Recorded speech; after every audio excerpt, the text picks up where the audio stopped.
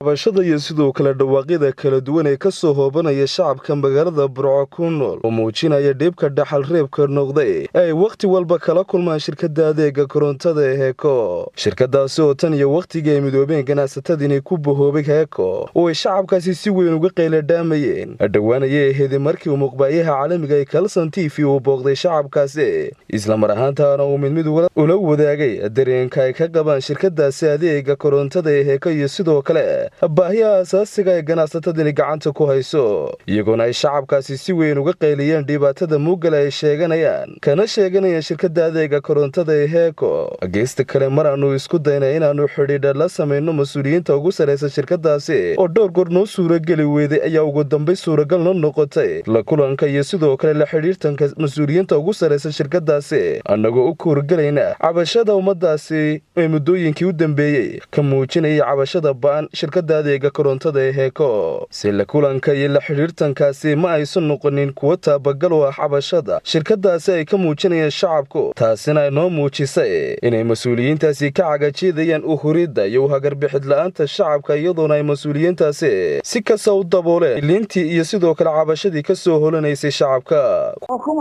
adeer waa Soomaaliya waa Kalson TV way nabadii shalay galab kula joogay hawshaas way dhammaanaysaa yaade faraha kala baxa khadar la hadal waan iska daynay sheekada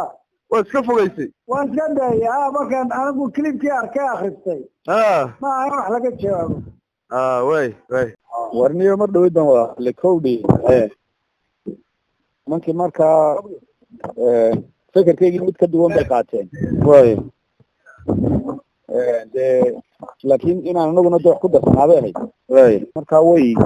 iyagu waxay inta anagu waxaan ku darana ma jirto hadduu isagu inuu ku samaynayo waa okay isagaa markii horena keligii wax diray anaga iyo customerna wax customer ku hadleen anagu ka jawaabayni ku hadleen marka de isagu hadduu samaynayo isagaa barnaamijka markii horena isagaa sameeyey sidaan u dhigay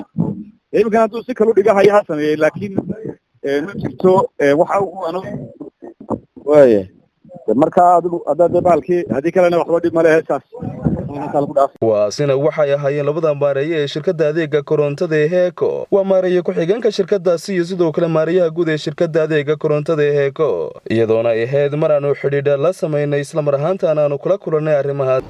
waa Soomaali Cabdi Axmed Karile Shucayb Xasan Kingish Kalson TV gudaha magaalada Burco.